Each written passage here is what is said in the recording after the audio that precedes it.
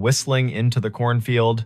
He told himself it was wind in the stalks, nothing more. But the sound had shape, and it carried a tune the way a bottle carries a ship. It rose up from the edge of the north field just before midnight, thin and certain, 3 notes first, then a run, then a pause, that felt like a person making room for breath. The night in Story County, Iowa, was the kind that makes a kitchen window into a mirror. He stood with one hand on the sill, the other around a chipped mug, and the whistling kept at it, unafraid to be heard. Before we begin, tell me where you're listening from and what time is it there? This was late September 2015. The day had been warm, sky rinsed clean after a brief storm, gravel roads drying into their usual rattle. The farm sat a mile and a half south of Nevada, east of the Skunk River, where it hooks like a lazy elbow. The corn had gone that heavy, dull gold that means the grain is ready and the husks are sick of holding on. In the house, the bedside clock down the hall said 11:52. On the porch, a moth bumped the bulb, reconsidered, bumped again. Merritt Dow listened and felt his scalp move, the way skin does when a memory gets up and looks at you. He had heard whistling most of his life, but not like this. His father had been a whistler when he repaired the sickle bar, when he checked the tension on the auger belts. His grandfather, too, walking the rows with a plug of tobacco and a tune older than the tractor. Merritt could place a tune by county if you gave him a night and a jar of iced tea. This one, though it didn't belong to any porch or station wagon, it had the small brightness of a fairground and the old soul of a hymn, mixed wrong on purpose and still somehow right. He set the mug down, pulled on his boots without bothering with the laces, and stepped into the porch light. The whistling came again, 3 notes that stepped down like someone walking off a train. He clicked off the switch. The yard went honest. The gravel drive was a gray river. The corn made its tinny rain sound whenever the breeze remembered its job. To the north, the trees along the fence line held their breath. Merritt had a habit of heading toward curiosity as if it were a calf out past the fence that needed fetching. He took the flashlight from the hook, the heavy kind with a rubber grip, and checked the batteries the way a person checks their pulse. He told himself this was neighbor trouble, or a kid from town testing bravery on a Friday dare. He told himself this was what the night does to grown men when sleep holds them by the elbow and then lets go. He told Dinah, the old collie, to stay. She licked once, turned in a tight circle on the porch rug, and stayed. He crossed the yard, past the big maple that had survived lightning by pretending it hadn't happened, and stepped onto the headland by the north field. The first row took him in like a store's door chime. The stalks were tall and dry, leaves bent into knives. The ground was soft from last week's rain and held his boot prints as if for reference. He waited for the whistling. It came from farther in now, or the rows had changed the way sound bends when it's forced to choose a path. He chose a path.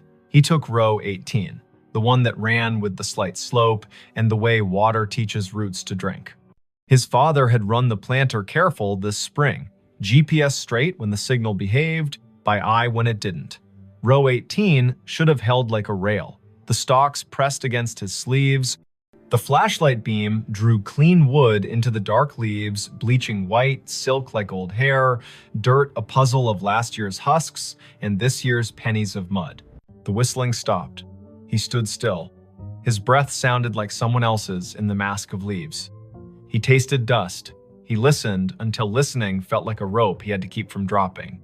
Farther north, down toward the low spot by the drainage tile, it started again, only louder, as if the person had turned their head and decided the audience was worth the effort. Merritt moved. 3 rows over, the tram line cut across, a packed strip where the sprayer had gone in June. He took it. The corn arched overhead, leaves flicking his ears. Spiders had slung long theories between stalks. He broke them and apologized in his head. He had walked this ground every day for months, and the ground had said yes like a friend. Tonight, it felt like a cousin, a person who loves you without being sure what to do with you. He reached the low spot. The field dipped and turned its face toward the tile that ran down to the ditch. The air was cooler here, lined with the smell of black earth that keeps secrets for centuries, because that's what it was paid to do. The whistling had gone softer. A trill rose up like someone trying to make light of an apology. Merritt swept the flashlight sideways. The beam caught the blue reflection of something small and glassy. He crouched. A marble. Blue, with a pale ribbon curled inside, half under a leaf. He touched it with one finger and felt the way glass feels when it learned patience waiting inside a pocket for its chance.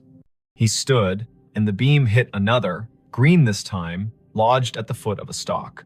He put them both in his shirt pocket without thinking which pocket meant past and which meant present. "Hello," he said. The field appreciated the effort, if the small answering hush meant anything. He wasn't the kind of man who called out names into a place that did not have names to call back. He was the kind of man who waited and then took one more step, the way you do with cattle that have decided the gate is optional. He took one more step. The ground had a memory. His boots sank an inch, then two. He pulled up. The mud let go with a sound like a low laugh. The beam found a scuff in the soil that wasn't his. It had rained the day before, a polite rain that brightened the world and left. Tracks should be fresh. This mark had a sharpness to it he didn't like. He aimed the light again. The scuff came to a point. Not deer, not raccoon.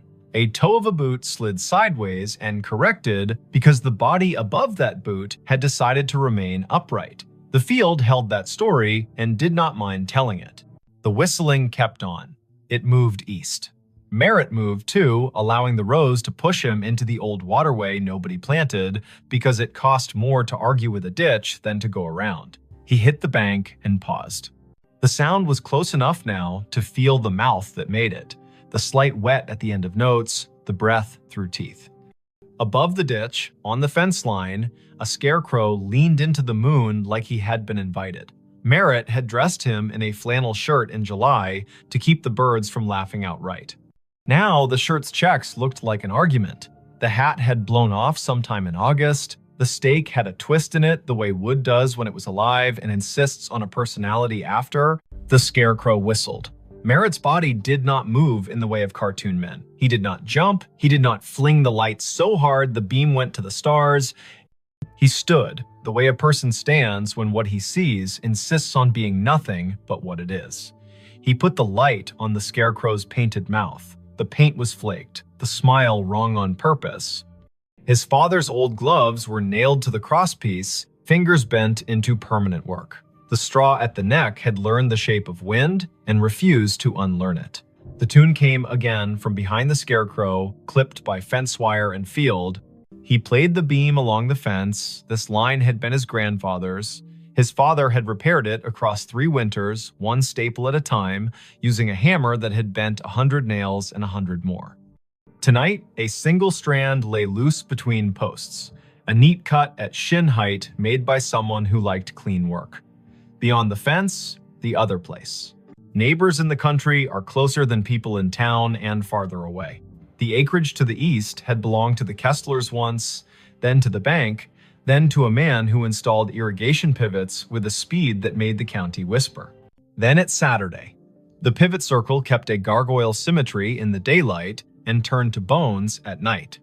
The whistling came from inside that circle, not far, an invitation or a dare. Merritt climbed the fence by habit and dropped into the tall, ragged grass beyond. His flashlight skipped over metal. The pivot tower rose where the corn had been cut early for silage. A ladder led up to a catwalk that had not been used since a summer of drought and cheap diesel. The sky put someone else's stars over everything. Under the ladder sat a cooler the color of a toy, lid askew, ice melted into a cold thought. 2 bottles lay on their sides. The labels had lost interest in staying on. He touched one. The glass was warm, warmer than the air deserved. He called out again, a different word this time. "Friend." The whistling answered with the same run of notes. He followed the sound around the base of the pivot. His light found Cobb's nod down to the spindle by raccoons with principle. He found a folding chair with only 3 of its 4 screws willing. He found a playing card gone into the dirt, face down forever. He did not find a person. The corn from the other side rustled, a polite cough. He turned. A taller shadow leaned out from where 2 rows had been pushed apart. The flashlight found denim. Boots. The hem of a coat cut square. A hand. The skin had the tint of rural men, year-round, sun-washed, wind-scoured. The fingers were long and still. The hand did not wave. "Evening," Merritt said. He stepped closer. The shadow stepped back. The hand slid into the rose, as if hiding from a photograph. The whistling receded down an aisle of stalks, clean and straight as a hallway. He went after it. Later, he would say he never chose to follow, and he would not count that as a lie. The rose insisted. The sound invited. The night did what it always does when a person leaves a safe light and enters a place built to fit bodies only one at a time. It made a mouth and decided whether to swallow or to speak. The field spoke directions in leaves. He followed until the path tried to teach him regret, and his feet refused to be taught. At the heart of the pivot circle, the ground sank another foot. He stumbled once, caught himself against a stalk so dry it cut his palm in a clean straight line. He swore, quietly, with vowels only. The whistling had slowed. It drew out a single note and hung it in the air as if asking him to name it. He named it Unkind. He turned off the flashlight. Dark held him like water does when you slide under and open your eyes. The field went black, then not. The sky had its thin light, the stars arranged their patient omissions. The rows were no longer alleyways, exactly. They were sentences. A breeze moved through and added commas. He stepped forward into a word, then another. The whistling stopped. He waited. He could hear the pivot tower creak, a metal thought adjusting. A truck moved way off on County 18, 3 miles at least. Tires with thick voices, a man's radio too loud in the cab because the night drives its price down for everyone. He waited until the waiting was its own problem. He reached for the flashlight. The beam hit denim again. Close. A shoulder. He yanked the light up and met a face. It was not a face he knew from today. It might have been a face from a photograph under glass at the county fair, past names, eyes poured in. The hat was the wrong cut for now and the right cut for when hats were more than hats. The eyes adjusted to light with the slow patience of a barn cat in a doorway. The mouth held a shape that wasn't a smile and wasn't what comes later. The cheeks were hollowed in, the way working men's cheeks sag when they finally let the day have them. "Don't," the man said, not loud. He lifted one finger the way a teacher does when she'd rather not get stern. "Don't shine." Merritt lowered the beam to the man's chest. The denim had a tag that read, "Kessler in faded thread," as if a mother had stitched it when mud was the usual weather. The man nodded, brief. He put 2 fingers to his mouth and whistled the run again. The note slid under the leaves and came back altered by straw and distance. "Had to see if you'd come," the man said. He did not offer his name. He did not ask Merritt's. The field did the introductions it believed in. The man tipped his chin toward the north, where the ditch had cut a new curve 2 springs ago, and nobody called the county because sometimes you let water take responsibility for its own choices. "Come on, then." They went up Row, across the tram line, down again. Merritt kept the light aimed at boots and dirt, the way you aim swear words when children are sleeping in the next room. The man's hands brushed the tassels as he went, leaving no sound. The field learned him and forgot Merritt in the same breath. They crossed into the neighbor's back 40, and the soil changed, darker and more confident. The rows had more to say here. The whistling would come and go like a small animal, checking the air and disliking it. The man stopped at a patch where the stalks had been storm-bent and then righted themselves out of pride. He crouched, hand out, palm down, on top of a flat stone that had no business on this ground. The stone was square. It held an iron ring in one corner. He tapped it. The sound returned like a jar lid. "Used to be a storm door," he said. "For the root cellar. They built the house up there." He flicked his eyes toward where the stars thinned and the silhouette of a ruined chimney picked its teeth on the horizon. "Tornado took it in '54, you know that." Merritt nodded. He had heard the story. The county leaned on that year. It changed the way people believe in roofs. 3 days after, the man said, setting his palm to the stone like a pledge, "My brother thought he heard whistling here. We believed him because he was the kind of boy who told the truth, even when it meant he had to walk back and fix something. He followed it. Everybody followed it. Men with boots and women with cakes and ropes and tubs and a feeling of the back of their necks being breathed on. We pulled the stone up, we brought lanterns. It goes under like a snake down there. The cellar does. We didn't find anyone. No boy, no breath. Just apples rolling, because that's what they do when people die. Things keep their job anyway. We closed it back up. Weather put a shoulder on it. And now, he stopped. The whistling came, this time from under their feet. It rose up through the stone like a trick, thin and mean and a little proud, a tune that went square, then wandered off the edge. The iron ring shook against its socket with a burr. Merritt felt the hair along his forearms ask for a vote. Now, the man said, it calls people here when it's time. He put his hand on the ring. I'm tired of it calling people here who are not me. He lifted. It did not rise much. The hinge had rusted itself into religion. The man looked at Merritt, not pleading, exactly, not persuading. He looked like a person offering you the end of a sentence the world has been running too long. Merritt set the flashlight down on its base and got his fingers under the corner. The stone was heavy-hearted, more weight than mass, the kind of weight that comes from being asked to hold back a story. They lifted together. It rose an inch, then two. It settled on a ridge of broken brick. The smell answered before the dark did. Apples, old and bitter, work that had gone on without supervision. Cold earth that had kept promises by crushing them. A draft moved across Merritt's knuckles. It took his body down a list to be sure each part remembered what stand means. The whistling ran up inside the gap and out. It had volume now. It wished it had a throat. It would have stopped if someone had blessed the night right then and said, go on to sleep. No one blessed the night. Merritt and the man held the stone a second longer, then eased it down onto a stick propped like a tired knee. The gap held. The dark inside threw itself at their eyes and bounced back, patient. They did not aim the flashlight in, the man would not have it, and Merritt knew enough to trust someone who belonged to a place this much. They listened instead. The whistling ran its tune twice, then twice again, and each time the final note sagged, as if asking someone to let it lie. Why me? Merritt asked. He wasn't offended by the question. He wanted a reason that could wear a hat.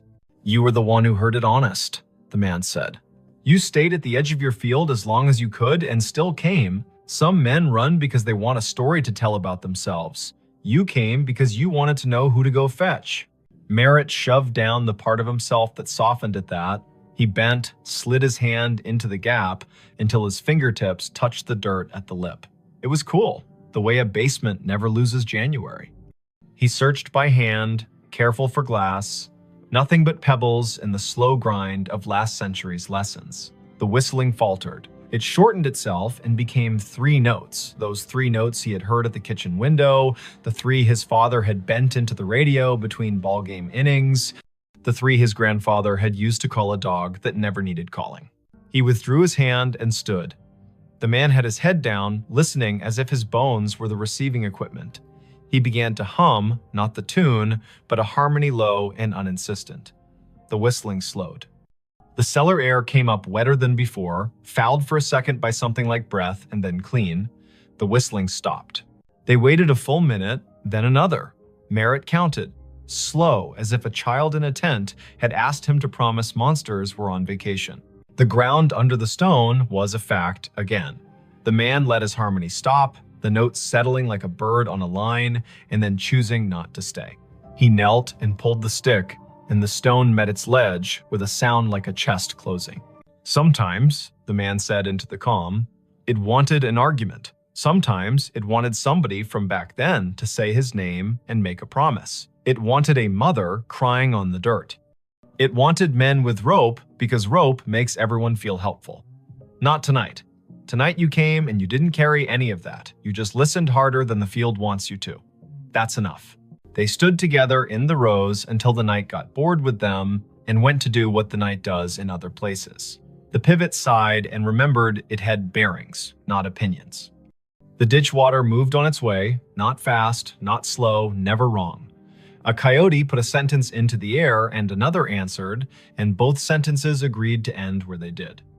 The man tipped the brim of a hat he wasn't wearing and turned back into the corn. His boots made no more sound than a thought that knows its limit. Merritt found his way to his own side of the fence. The cut strand had not healed. Fences need hands. He climbed and dropped into dirt he had paid for with 3.5 decades of rain and frugal Sundays. The Scarecrow leaned the same way. His flashlight picked out a nail that had worked proud where a glove met wood. He tapped it back in with the handle, the small sound a hope. On the porch, Dinah lifted her head and thumped her tail twice. He sat on the steps and watched the sky unspool its last thin silk. The clock over the stove in the kitchen read 1:42. A local freight passed through town without asking anyone's opinion. The night had its usual old chair smell. Merritt took the marbles from his pocket and rolled them in his palm. He did not take them in the house. He set them on the porch rail, 2 small moons that decided to belong to weather again. He slept in the chair by the door with the light over the sink left on because he was still old enough to do what his father had done and still young enough to want a reason for it. In the morning, his neighbor from across County 18 pulled into the drive with the casual angle of men who do not use turn signals because everybody already knows where they're going. Otho Vale had the kind of face that had learned to tolerate sunlight and other people's plans. He stepped out, looked toward the north field, then at the porch where the marbles caught the first slant. He paused. "Thought I heard it last night," Otho said, as if they'd been in the same dream and had already agreed on the parts to keep. "I didn't come. I was afraid if I went, I'd bring the wrong thing with me. You go." "I went," Merritt said. He poured coffee into a cup that had chipped the day his daughter drove away, with her car full and her eyes wider than they had any right to be. He handed the cup down. "There's a stone out there. You know it." Otho nodded. "Been there longer than you and me combined. Some things are a door, and some things are the breath you take before you knock." They sat without sitting, Otho leaning on the post, Merritt half on, half off the iron chair that had belonged to his wife's aunt, and squeaked like the first word of gossip. The morning took the night apart and put it away neatly. The field did what fields do after an event.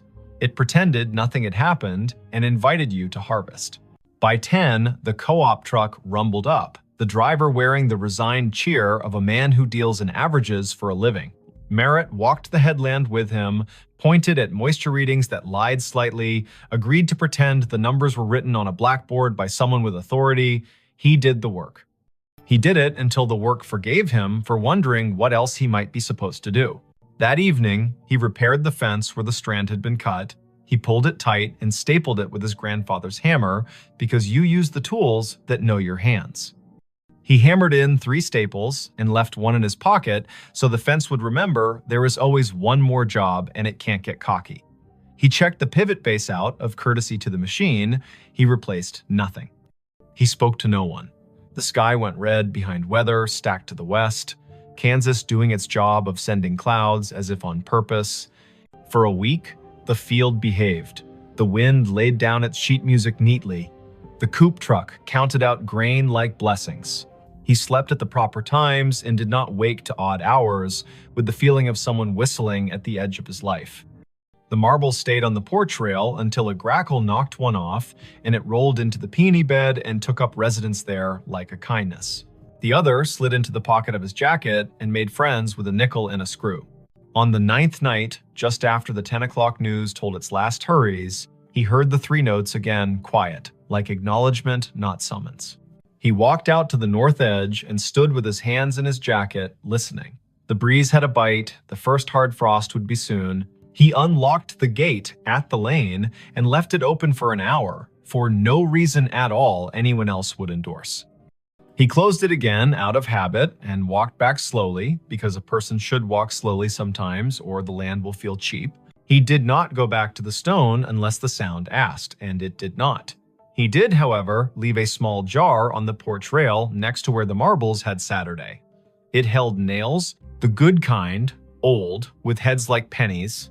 Every day when he came home, he put one in his pocket, and every day when he went out after supper, he took one back to the fence line and put it in a coffee can under the Scarecrow's torn shirt.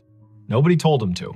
He liked the weight exchange. He liked that fences need reminding and that the world is not improved by a man who ignores a slack line because his thoughts are more interesting. October reached both hands across the month and pulled. The trucks came and went. The harvest went well enough that he stopped thinking about what could have been if it had rained 4 more afternoons in August. He slept, he woke. The whistling did not return in any way that made him leave his chair. He began to tell himself he had imagined a portion of it, as a man will do when a thing does not ask for money or apologies. Near Halloween, his daughter called from Cedar Rapids, a night shift at the hospital, voice folded with fatigue and the kind of joy that remembers to leave room for the day. He told her about the fence and the harvest and the brakes squeal on the auger wagon that he had decided to live with until January. He did not tell her about the cellar. He would, maybe, when she brought the little boy down for Thanksgiving and they stood by the ditch and talked about frogs like a miracle. He would, maybe, if the field asked them both. In late November, after the last corn went into the bin and the bin talked in its sleep, the county put on its winter color. The field showed ribs, the ditch showed its honest bottom.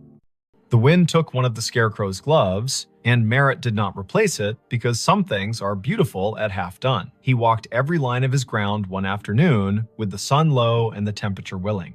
At the fence, by the pivot circle, under the coffee can where he had been giving the fence its nails, he found a small thing. A train ticket for a child, maybe, not used, edges scrolled by, damp and patience. The print read, Nevada to Ames, 2 bits. He turned it over.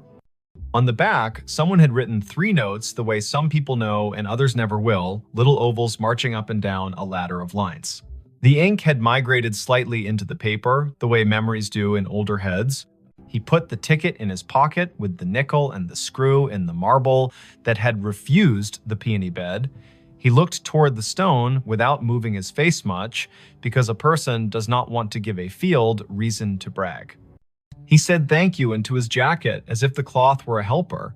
He walked home. Winter did what it does. It scoured the county down to the essentials. It made the roads into suggestions and the kitchen into a chapel. It put the sound of the furnace into his bones and the number of snow shovels in the garage into a bigger argument than necessary. The whistling came once or twice in a blow that turned the mailbox into a hooded thing, and when it did, he stood at the window and let it be.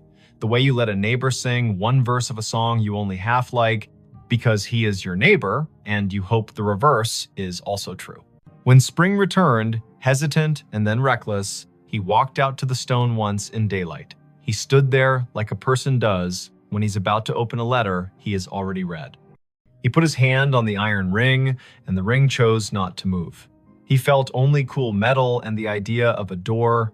He said the name of the boy he thought must have once practiced whistling there, not loud, not soft.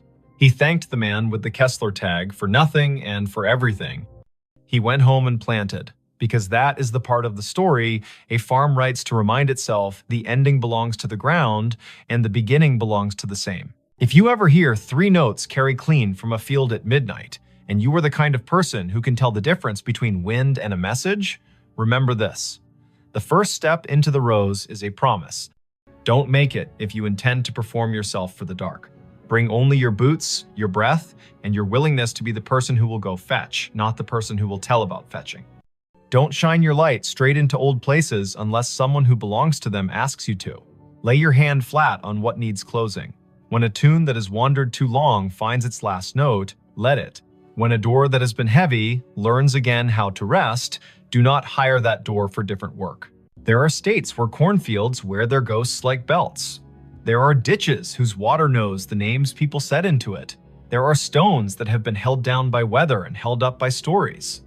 There are men who can whistle and men who cannot, and both kinds do well if they listen. And sometimes, in a county that owes as much to wind as to family, a man with a flashlight and an old dog asleep on the porch will follow a tune into the rose and come back, having left something that doesn't need his hands anymore.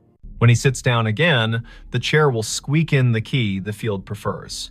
The kitchen clock will softly argue with the refrigerator about seconds.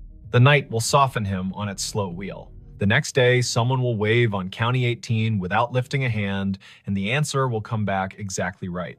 And somewhere beyond the line where 2 quarters meet under a fence, a stone will find it easier to be a stone because 2 men lifted it once, together, and then set it down the way the land asked. The hotel room that prints receipts at 17 amperes. M. The first night, the receipt printer woke her. It coughed once in the dark, warmed its little brass roller, and began to spit out a strip of thermal paper that glowed faintly like a cigarette behind cupped hands. The room clock said 2:17 in pale blue digits. Vesper Klein lay very still in bed 5B at the Scissortail Hotel, a brick-walled midtown remnant on North Boston Avenue in Tulsa, Oklahoma, and listened to the tiny buzz and chirp as the machine printed, paused, and printed again, as if it were resuming a conversation it had been having without her for years. Before we begin, tell me where are you listening from and what time is it there? She had checked in late after a client dinner that went long on promises and light on dessert. The year was 2019, early November. The air outside clean after a narrow band of rain slid through, and the sidewalks shone like varnished stage floors. Vesper was 33, a freelance systems tech who patched networks for small hotels that couldn't afford to be down and couldn't afford to hire someone full-time. She traveled with a canvas tool roll, a spare router, a zippered pouch of adapters that looked like a magician's deck, and a mug with a hairline crack she liked to think of as its signature. The Scissortail was her kind of place. A lobby with a brass bell that had learned restraint, a front desk shelf of paperback mysteries for the taking, a night auditor who watched the door like a friend watches a house while you're out of town. He'd been the one to hand her the key card and the 2-page Wi-Fi map, Quill Penner, printed on a plastic badge, as if the name might be borrowed for the night. Night auditors aren't chatty by design, but Quill had leaned forward when she asked for the room farthest from the elevator. He'd said 5B is quiet most of the time, then paused, weighing whether to add something. He didn't. He pointed at the coffee station and said, "The cinnamon packets are the good ones." The printer sat on the desk under the window, small and stubborn, the kind of ticket machine you see in diners and old theaters. No USB cable trailed from it, which made Vesper grin in the dark because devices without visible leashes are both a challenge and a dare. The narrow receipt paper advanced in 2-inch bursts. The room smelled faintly of dust and citrus, the ghost of cleaning solution, and something else warm plastic maybe, or the metallic tang of heat on a coil. She slid out of bed, toes finding the rug, shoulders remembering every winter morning she had reached for her hoodie before her thoughts. The window showed a slice of downtown in sodium yellow, a parked truck with a tarp that breathed a little in the wind, a streetlight haloed just enough to be kind. She stood over the printer and watched it work. The top of the fresh strip read guest ledger at the margin, then a line of text that made her blink. Check-in, Harlan Row, rate $14.50, room 5B arrival, the 12th of October, 1958, comments, 2 pillows only. The paper was unbrowned, the font bold. She knew thermal stock fades to beige with sunlight, goes blotchy with time, and curls if you leave it near a vent. This looked new, but the data was from a year you had to say out loud to make it believable. The printer hummed again and produced another line. Check-in, Odetta Meyer. Rate, $12, room 5B. Arrival, the 4th of May, 1957. Comments, traveling with songbooks. She tore the strip and laid it flat on the desk, then pressed a finger to the cool plastic of the printer, as if touch might confess what the eye couldn't. The machine did not shake. It simply waited, polite as a clerk, with more to say. At 2:23, it stopped. A little green light near its only button winked twice like a made-up code. Vesper set the paper on a coaster, lay back down, and stared at the ceiling where the streetlight's slatted glow made a grid like a rehearsal. In 2 minutes, the heater clicked, the mini-fridge answered with its own throat clearing, and her body did the sensible thing it does when a problem cannot be solved and the hour is improper, it slept. Daylight always rationalizes the night. Vesper showered, dressed, and went downstairs with questions arranged in her mouth as if they were items on a parts list. Quill stood behind the desk with a pen balanced across his knuckles like a small seesaw. Room 5B printed receipts at 2:17, she said, like a person reporting a minor plumbing miracle. She slid the strip across, he read it, eyes moving left to right once, then again slower. He did not touch the paper, as if touching would make him complicit in whatever time wanted. He leaned in. You know how old buildings have old anchor points. You hang a new painting, but the wall still remembers the nail. He lowered his voice.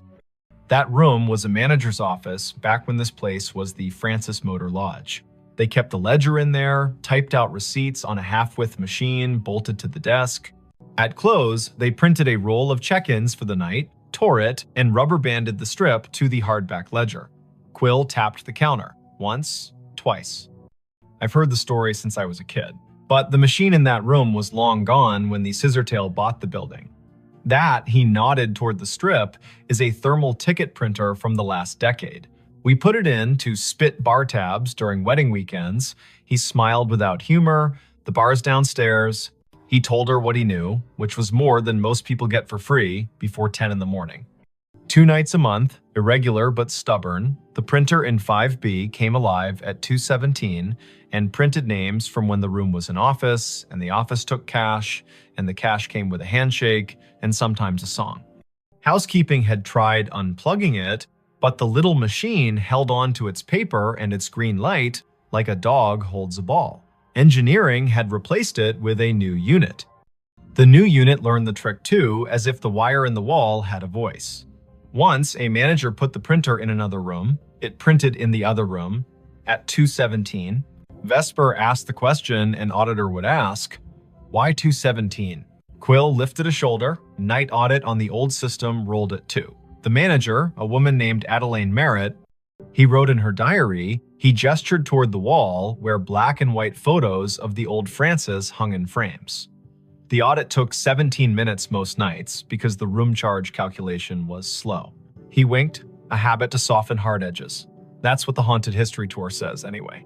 My grandmother worked housekeeping here in the 60s. She said Adelaine was the kind of woman who could silence a room by looking at a clock. Quill slid the strip back to Vesper. I don't put much stock in anything that prints on its own. But I don't stay in 5B either. She laughed, but softly. I'm the right kind of superstitious, she said. The kind that believes in loose cables and also in writing down names. She folded the strip, tucked it in her notebook, and promised the front desk a stronger signal on the north wing by supper. Work made the morning sensible. Vesper crawled into the equipment closet on 5, balanced her laptop on an inverted bucket, and watched packets move in tidy lines across her screen. The Scissortail's network roamed like a polite guess slow if you needed it to be fast. Fast if you weren't asking. She pushed a firmware update, tuned channel widths, stood on a chair to re-angle a ceiling antenna the way you point your head to listen better. Lunch came from a food truck with a chalkboard menu and a line that made the air smell like cilantro and good intentions. She ate on the loading dock, the sun finding her cheekbones and telling her to stop worrying about things no one pays you to worry about. The second night, the printer coughed at 2:17 on the dot. The room's clock, which she had not trusted since it flashed 12:12 after she plugged her phone charger, matched her wristwatch exactly. The printed strip listed names again, 5 this time, each with a rate that made the era plain. Miguel Corrado, Della and Sten Bay, Bellamy H. Cross, Traveling Sales, G. Whitlow. The comments field sometimes added a phrase that felt like a quotation. Traveling with songbooks, baby sleeps light, keep the radio low.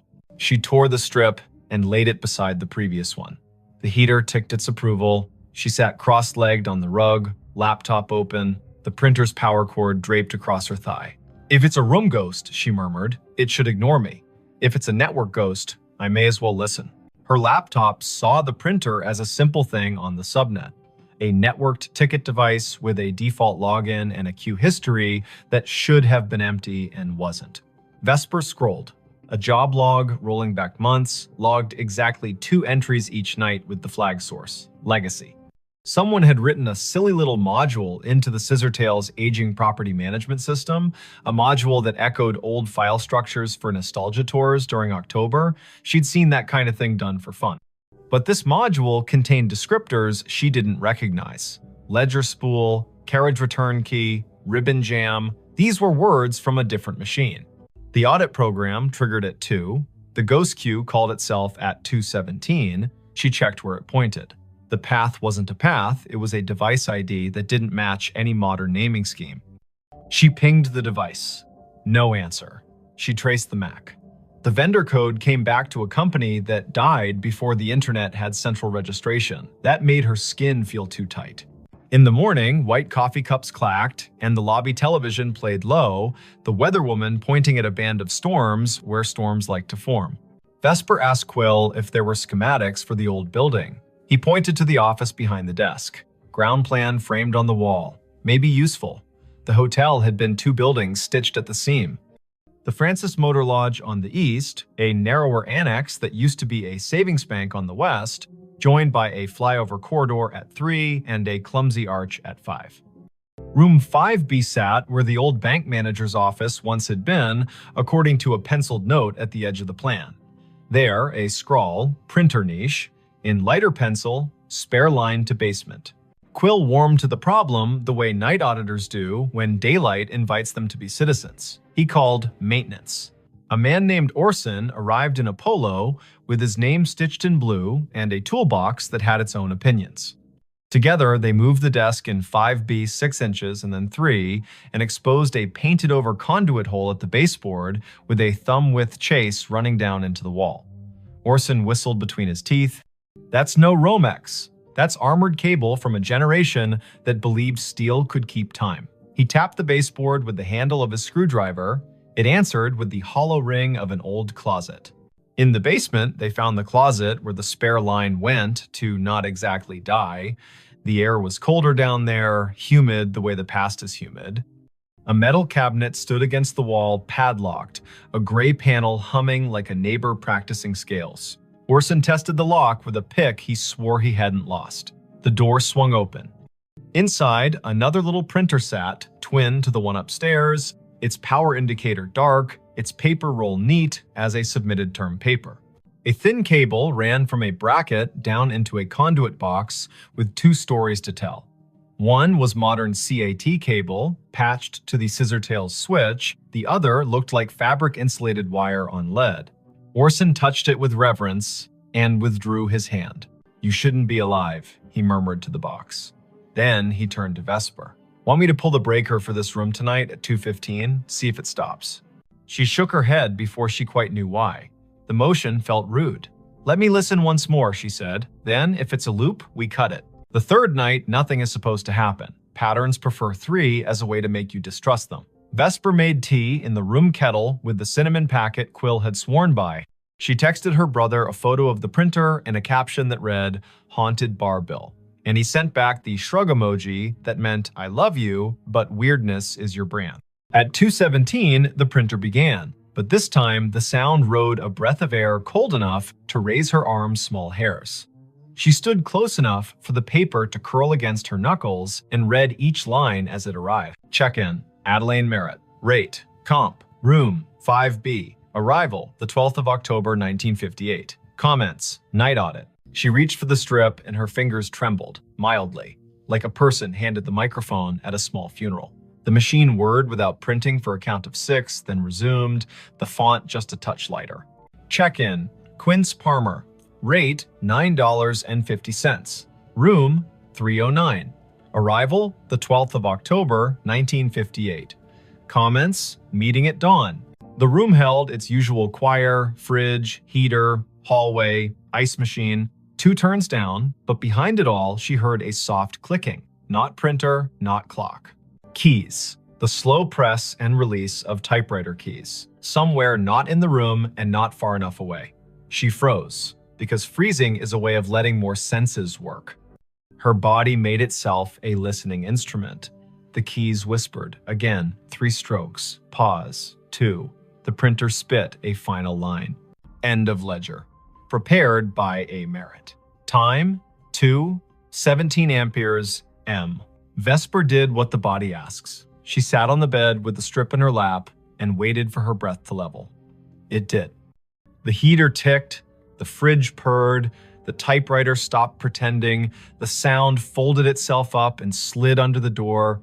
She slept because being a person who works with systems means you've learned to stack your fear on a shelf when there's nothing urgent to do with it.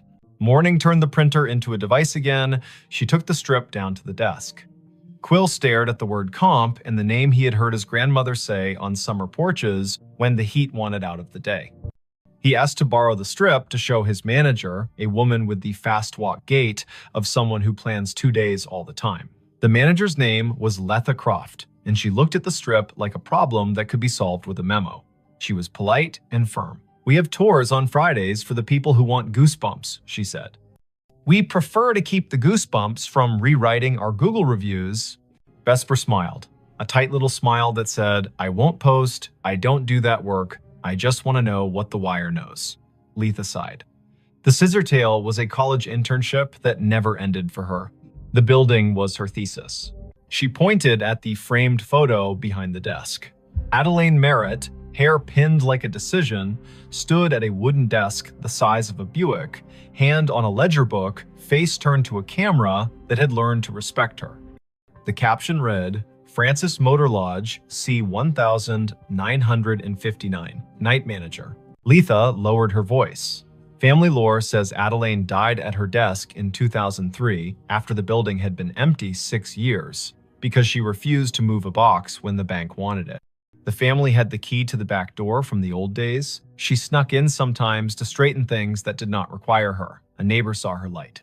By the time anyone checked, the coffee had gone cold and she'd written the date on a yellow legal pad with a line under it, like an anchor. I don't know if the story is true. I do know names have a way of using rooms until you say them out loud, and then they rest. That afternoon, Vesper sat on the floor of 5B with her laptop and a coil of patience. She sniffed the packets between server and printer and saw the little ghost job present a string of bytes at 2 minutes past 2, announce itself as ready at 2:16, and request the queue at 2:17 with a line that included a date spelled in words, not numbers. October 12. She set a capture to record it tonight. She did not know what she would do with the proof, but the act of capturing felt like putting a box around a wild thing without requesting its death. The fourth night, she did not sleep. At 2:16, the room gathered itself. At 2:17, the printer began. The first name landed like a quiet gavel, Harlan Rowe. Again, as if the ledger wanted to list the set that belonged with the date, as if the building had a playlist for that night and needed it to end correctly. The second name, Odetta Meyer. The third, Quince Palmer. The machine word, then it printed a line that wasn't a line she understood. Checkout, A. Merritt. Time, 2:17 amperes. M. Balance, $0. Drawer, locked. The room changed temperature by a needle's width. The way a body registers changes a thermostat does not. The typewriter sound returned, louder, as if the keys had moved closer, as if someone had rolled the desk chair to the doorway. Vesper stood. The bathroom light made a rectangle on the carpet. She turned it off and let the room be only the room. In the dark, a kind of courtesy arrived. She spoke to the space like a person speaks to a skittish animal. "I hear you," she said softly. "I see what you print. If you're finishing something, finish. If you need a witness, I'm here." The keys worked once, gently. The printer fed a final inch and stopped.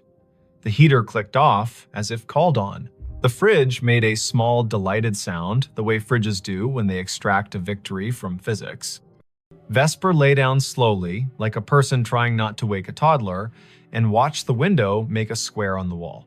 She did not sleep much. She did not feel punished by that. On Friday, Quill called his grandmother. She came in with a smile that wore 80 years as if they were a favorite cardigan. Her name was Thalia Penner. She had hands that did hair buns right the first time and eyes that counted change without looking. She stood in 5B and curtsied to the air, lightly, like a joke only the past finds funny. She pointed at the baseboard where the printer niche had been long before this printer knew it was one. And she told a story the way people in the middle of the country tell them, in straight lines, with pauses for the parts that don't quite behave.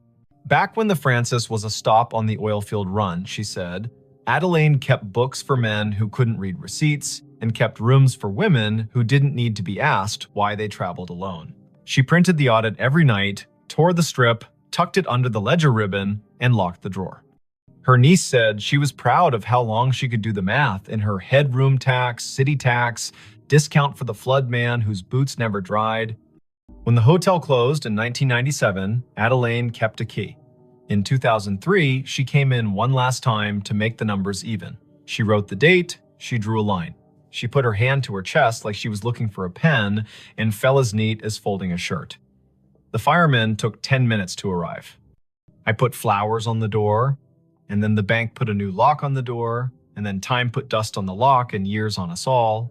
Thalia reached out and touched the printer as if it were the hem of a dress in a department store window. Adelaine believed in drawers that closed, she said. It sounds like over again at 2:17, she gets to do that part, finish the roll, tuck it in, say goodnight to accounts. She is the kind of woman who would find that worth doing. Vesper spent Saturday building a workaround that no manager had asked for and no ghost could be fooled by. She pre-programmed a rule in the printer's network profile. At 2:16, the device would capture its own print job to a text buffer and email it to a special address she made for the Scissortail historian. Proof for people, paper for the room. At 2:15, she and Orson stood in the basement closet like two burglars having second thoughts. Orson touched the breaker switch. He looked at her. She did not nod. He did not flip it. Upstairs in 5B, the printer coughed, purred, and worked. Down here, the old gray panel vibrated, soft as sleep. At 2:20, Vesper's email pinged her phone with a single message. Subject, ledger. Body, 3 lines. Names, rates, the comp, the sign-off. Prepared by A. Merritt. Time, 2:17 amperes. M. She did not sleep that night. She didn't mind. She lay on the bed, hands behind her head, and watched the room recede from what rooms are in daylight containers, shelves, angles, and become what rooms are when you let them be churches. Limits, repetition, silence between notes. She thought about drawers, about the way her work was mostly closing things in the right order so strangers could open them and recognize what they saw, about how a hotel is a machine for forgiving you for not being home. On Sunday, she checked out. She left a thank you envelope at the desk with Quill's name written in neat engineer's block. In it, a printout of the email rule and a small drawing she'd made of the baseboard hole with an arrow labeled here, "The wire remembers." Quill held the envelope like it might be heavier than it was. Letha met her at the door. "I can't exactly put this in a maintenance request," she said, meaning the week Vesper had just spent listening to a machine be more honest than any of them owed their jobs. "But I can tell you what we can do. We can frame a copy of your email in the staff room and call it the drawer letter. We can show it to anyone who works past midnight and forgets that ending is a kindness. We cannot run a Halloween promo in 5B because some stories don't belong to customers. We cannot unplug the thing that works for someone who isn't here anymore." Vesper smiled. That's more than most places do for the living. She drove out of Tulsa with the radio off, south, then east, then north again, the planes rolling around her like a low lullaby. She stopped at a gas station where the coffee was too strong and therefore perfect. She called her brother to tell him a story with no real twist and therefore true. She didn't say the name of the printer because sometimes a tool deserves privacy. She didn't say the name of the woman who closed drawers because she had said it enough. She didn't say 2:17 because she had learned to say it in her head as a kind of vow to be kind to the people who work at that hour. Months later, back in Tulsa for a different job in a different building, she walked past the Scissortail one evening just before Christmas when the lobby held a neighbor party. A small tree wore strands of tickets in place of garland bar tabs printed for fun, red inked with dates and little notes in flare pen script. Quill waved from the desk, a Santa hat angled to keep his dignity. Letha stood by the fireplace talking to a city inspector whose expression said he had learned to sleep at last. On the stair, a woman in her 50s, adjusting an ugly sweater, looked at Vesper in that way strangers sometimes look at one another, as if they had agreed to be in the same hallway before they were born. Vesper stopped in for a minute. She drank cider from a paper cup. She left before anyone could ask for a funny story with a good ending. She slept at a chain hotel by the interstate where the printer in the lobby spat bills for bottled water and where midnight meant nothing in particular. At 2:17, she woke and smiled at the ceiling, not because any machine had called to her, but because she had trained her body to stand witness for a time that belongs to other people. She poured water into a glass and listened to the small sound it made when it met the bottom, hollow turning to full. She said the name she had been given as if returning a borrowed book. She slept again. If you ever find yourself in a hotel room and a device on the desk prints at a time that sounds like a secret, do what Vesper did. Don't yank the cord. Don't film it for the internet like proof is a currency and this is your chance to spend. Sit up, put your feet on the rug, read the names if names arrive. If you can, make a rule that gives the living something to hold a copy, a note, an email to a person whose job is to remember. Then let the room have its paper. Let the drawer close. Say thank you to the time that isn't yours. The night staff everywhere will feel it like a hand they don't have to see. And if you must know, it goes like this. The little green light winks, the paper unfurls. The names Harlan, Odetta, Quince, Adeline roll by, small and austere and whole. The room changes by a breath, the heater stands down, the fridge on duty hums, the typewriter in the wall or the idea of a typewriter slides one last carriage to the right and returns. The drawer locks. The ledger for that one night balances again. You will not have been asked to fix anything. You will not have been asked to believe. You will have been asked to witness. A job that counts. When dawn smears light along the window, when the city yawns and rolls, when the night auditor hands the keys back to daytime and goes home to sleep in a room with a plant that knows their voice, you will have been part of the smooth that makes this complicated world possible. Somewhere, a printer coughs once more, polite as always, and waits another 24 hours to do what it knows on the dot without apology. If, later, someone asks why a small hotel on North Boston Avenue keeps a finicky old ticket machine in a room that could rent for $2 more without it, you can say this. Not every device has to justify itself in money. Sometimes a machine is a ritual. Sometimes a ritual is a receipt that proves someone was here and did their work and went to sleep. And sometimes, at 2:17 in the morning, a woman who once locked a drawer she loved gets to do it again, which is as reasonable a reason as any you'll hear for anything that persists in this country, shaped by roads, rooms, ledgers, and the soft insistence of people who finish what they start. The call came in on a Tuesday at 4:32 in the afternoon, late October. The sun already sliding behind the Blue Ridge, so the hollows of Shenandoah darkened early. Ranger Aislinn Keats was parked at mile marker 47 of Skyline Drive, just north of the Rapidan turnoff, a paper cup of station coffee cooling in the cup holder, and her radio tuned to the quiet channel they used for backcountry check-ins. The speaker breathed. Static arranged itself into a voice that did not sound like any of her crew.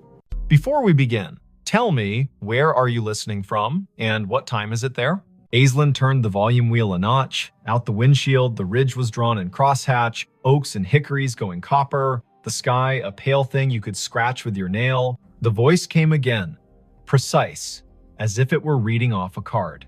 Fox Hollow base to any unit on the east slope, child missing, male, age 8, name Harlan Whitcomb, last seen near the Old Stone Spring House above Corbin Run, weather degenerating, Hurricane Hazel expected to push in, winds rising, request all available, time is 16:30, October 14, 1954. The radio clicked off into snow. Then, faintly, the same message, identical down to the breath before the name. Aislinn stared at the handset. Their base was called Piney River Dispatch. Their tower names were Pinnacles and Hazeltop and Big Meadows. No one in the park had used Fox Hollow for decades. Her training cracked its knuckles. She keyed the mic. Piney River to unknown unit. Say again. Who is calling Fox Hollow base? Silence laid itself over the car like a thin blanket. Beyond the glass, a crow moved from one bare snag to another as if demonstrating a diagram. The wind was a steady push from the southeast. Hazel. The word gave the hairs on Aislinn's arms ideas. She stepped out and let the door swing shut. The air had that warm edge you get before a storm that started somewhere else. Leaves chased each other along the asphalt, then lay down. In the trunk lay her day pack, a spare radio, and a copy of a paper map creased along the places everyone folds them. She slung the pack, checked battery levels, turned the spare to scan. The main radio kept its sulk. The spare found chatter from Big Meadows about a flat tire near Lewis Mountain, then returned to quiet. The old voice did not return. Aislinn keyed in to dispatch. Piney, Keats at 47. I caught a transmission, sounds like a vintage call. Reference to Fox Hollow, child missing near Corbin Run, date October 14, 1954. Could someone check the archive on that, see if we have a historical incident report? The dispatcher was a steady woman named Karen, who did not make noises she did not need. Copy, Aislinn. Stand by. Aislinn leaned on the hood and looked east, where the hills tumbled like knuckles, all green and copper and shadow. She had worked Shenandoah 5 seasons. She knew the way the ridges spoke when you asked them right. She also knew radios lie sometimes, bouncing off ducts of temperature and skipping across layers of ionized air like stones. She had heard voices from fire towers that had been torn down before she was born, and a farmer yelling to his brother on a frequency no longer assigned to anyone. She had never heard a date pinned to a hurricane whose name lived in the county's memory like a scar. Karen came back. We have a typewritten Keats, Incident 1954-H, filed at Piney River. Hurricane Hazel, multiple rock slides, a missing person in the Corbin area, that name you gave. It is a cold file. It does not say recovered. I repeat, not recovered. No remains located. Not closed. Aislinn pressed the radio to her shoulder until the plastic complained. Copy. Can you send scans to my phone? I'm heading down to the Corbin Run access. If anyone else is close enough to meet, let them know. There was a pause, a little breath that was not static. Karen's voice softened a shade, the way people do when the past finds a way to ask for your time. Sending now. Watch your footing, the trails are a mess of marbles with the leaves down. Want Dupre from Hazeltop on, stand by. Affirmative. Aislinn slung the pack across her back and looked once more at the ridgeline. A truck from Fleet rumbled past, the driver lifting 2 fingers off the wheel in that rural benediction. Clouds had started as a rumor and were now themselves. The Corbin Run access was a gravel pull-off hidden beneath tulip poplars that had learned to whisper. Aislinn eased the truck in sideways and cut the engine. She took the trail with her boots, making small promises to each rock. The stream voiced itself down the hollow knit of last week's rain and this afternoon's melt of a single stubborn snowpatch in a shadow under a ledge. The map told the story of the lower springhouse, a square of stones where water had been convinced to behave. Above it, a ledge with a scatter of quartz chips, the leftovers of older hands doing older work. Aislinn kept an ear on her radio and the other on the creek. She caught the place where trail forgets itself and becomes deer. She found the old springhouse, its stones asking to be counted. She touched the edge of the low wall with the kind of gentleness reserved for quilts and engines. She did not say the boy's name. The afternoon pulled its shoulders in. The radio breathed again. Same cadence, same careful voice. Fox Hollow base to any unit on the east slope. Child missing. Harlan Whitcomb. Last seen near Stone Spring House above Corbin Run. Weather degenerating. Request all available. Time is 16:30. October 14, 1954. Aislinn shivered in the warm air. Her eyes went to the spring house and its square of shadow. She moved the beam of her headlamp across the stones, not because she expected to see anything, but because light can sometimes rewrite a sentence the land is trying to say. The beam found a length of rust, half buried in the moss, along the back of the foundation, thin as a butter knife, with a clip and a circle at one end. She crouched. A whistle. Army surplus, by the look of it. She teased it free, the moss unwilling to let it go. The metal had pitted and softened into a river-colored thing. She wiped it once against her sleeve, then regretted the act. Her radio clicked and made a sound she had not heard in years. A squelch from another era. Karen came back on. Keats. Dupre is on the way from Hazeltop Tower, 20 minutes if the drive is kind. Archives show the boy was last seen by his father near the spring house, yes. The father left him to fetch his jacket from the car. Weather shifted, heavy gust pushed through, child gone when he returned. Tracks lost near the ledge above the run. 2 days of cruise, then Hazel brought the flood and they stood them down. The file has letters from the mother, 2 years after, asking if anyone found anything she could hold. Answer stamped no. Aislinn looked at the whistle in her hand, then at the spring that fed the run. The water wore a sheen of leaves thin enough to count. She keyed the mic. Found a whistle near the spring house. Will bag it. Doubt it has any forensic value after 6 decades, but a photograph might matter to someone. As she spoke, a figure eased out of the trees upstream. A man in the brown and green of a ranger uniform, but the cut of it was wrong in a way you can feel, even if you do not have the words. The shirt had pockets like ideas, the hat sat stiff as a rule book, he carried a strap radio that looked like a lunch pail with an antenna. He exhaled, then stopped when he saw her. "Ma'am," he said. There was a formality in the syllables, like church on a day that hurt. "We're sweeping the east slope." The boy's father said he was right here. He pointed at the stones, as if pointing could anchor the earth. Aislinn stood very still. The man's face had the smoothness of someone who had not yet had reason to learn what whiskey was for. His name tag said M. Elwood. His shoulder patch bore an American shield with a tree she did not recognize. He glanced down at her radio and then at the whistle in her hand. "You with us?" he asked. "You with Fox Hollow?" Aislinn's throat did the dry swallow of a person whose mind is faster than her words. "Yes," she said, because yes was easier than telling a man with a lunch pail radio about the word digital. "I heard your call." "Where are your lines?" "At the ridge," he said, puzzled by the question. "We got men cutting sign along the deer trails. We got women at base keeping track of names.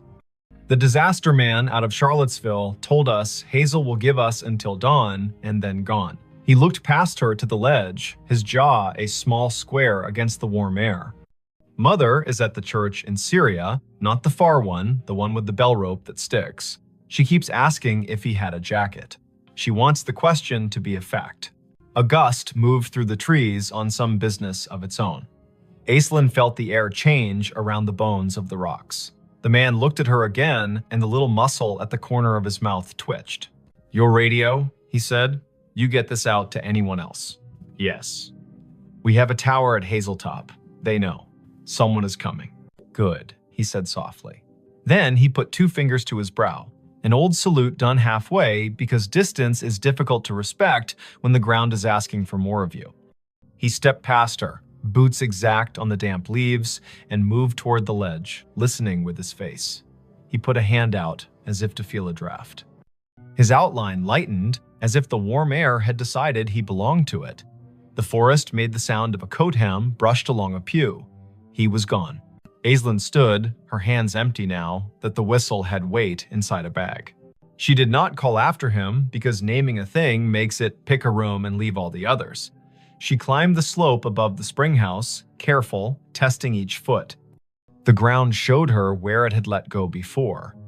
The soil had slumped sometime between 1954 and now a scar that trees had tried to stitch. She scoped along the edge and thought about the father leaving for a jacket, a boy with a whistle and a spring that talks even when wind tells it not to. Dupre's SUV nosed into the pull-off as the last of the light left, and the storm made its speech. Jericho Dupre had shoulders like a doorframe and a way of stepping onto ground as if asking permission. He carried 2 headlamps and a calm that turned wind into a task rather than a threat. "You heard it too," he said, by way of greeting. "I did, twice. Then it came again down at the spring house. I found this." She held up the bag. The whistle swung on its string, dull as an old firmament. He took the bag and looked as if it could tell him how to think. He listened. The wind pushed down the hollow. The radio hissed, then thought better of it. He nodded at the ledge. "If it were mine to write," he said, "I would say, slip."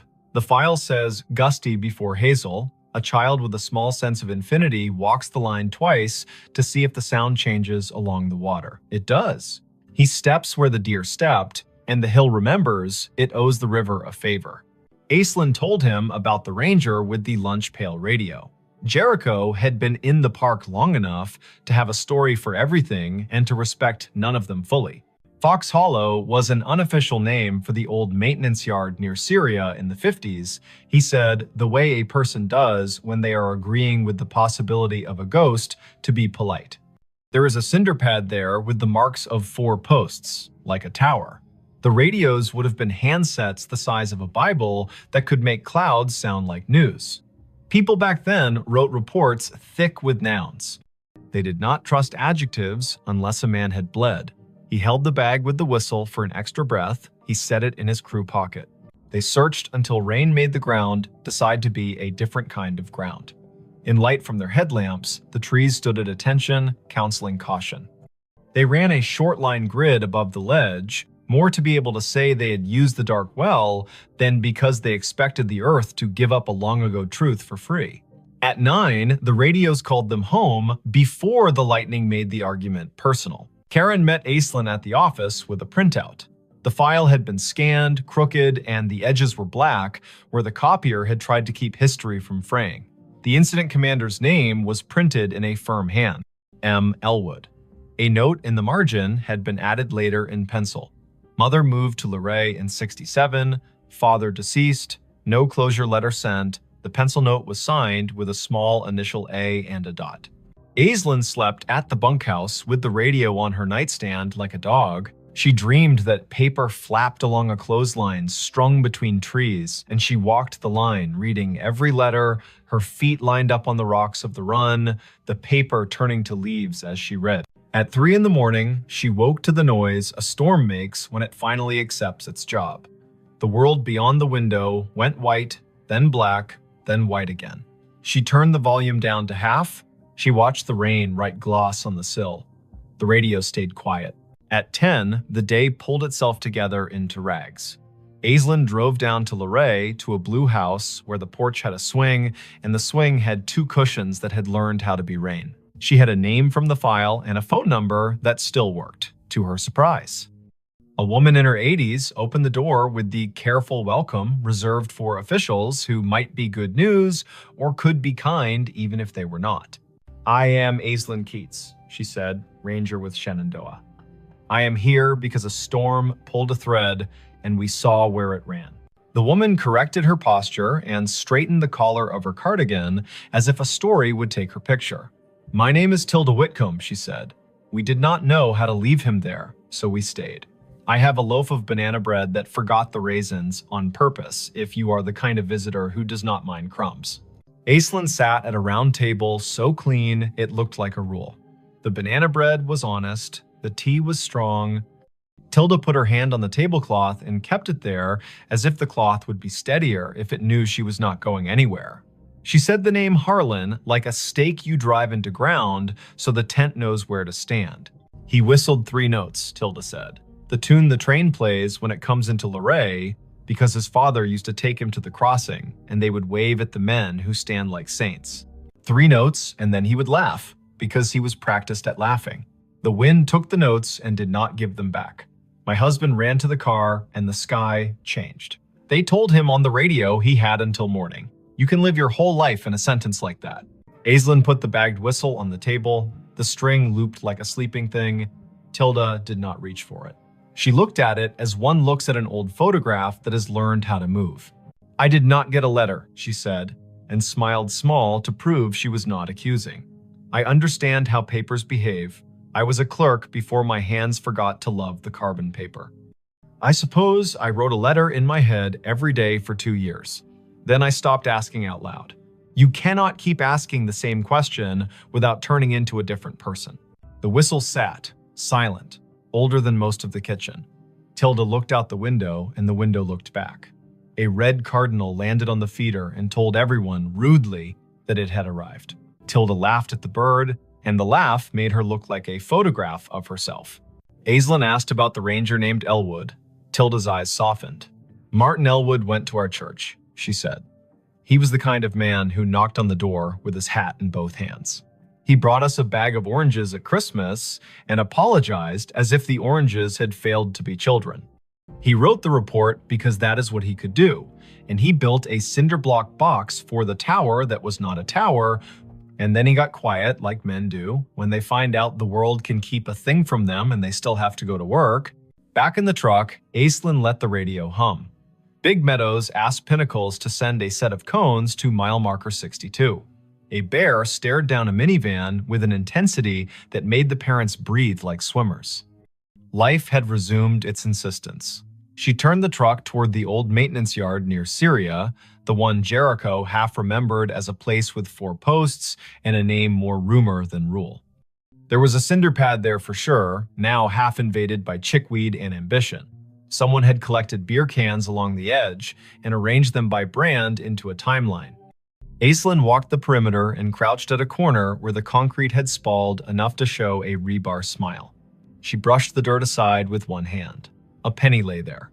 The year was 1954. She laughed, because a park and a story will sometimes give you too many symbols and you have to choose which to be corny about.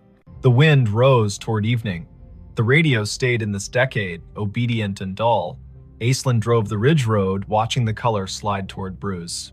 Back at the office, Karen handed her a thin envelope with a stamped return address that made Aislinn's scalp feel like it had learned something. It was from an amateur radio club in Harrisonburg, a man who had heard the show Aislinn, sometimes called During Slow Nights, the one where listeners told stories of radios hearing the wrong things on purpose. "We pick up oddities when the weather steeps the air," the man had written. "Old distress calls, ham tests bounced off airplane wings, bombers from the 40s practicing. Once, a train dispatch from 1960 rolled through on a rain so thick you could chew it. There are names for this, and none of them explain it. The way I think of it is this: time breathes shallow near storms. If a voice was loud enough once, and the same air returns, you might hear a ghost that is not a ghost. Not dead, not alive, just not finished talking." That night, Aislinn drove down to Corbin Run one last time with a single job.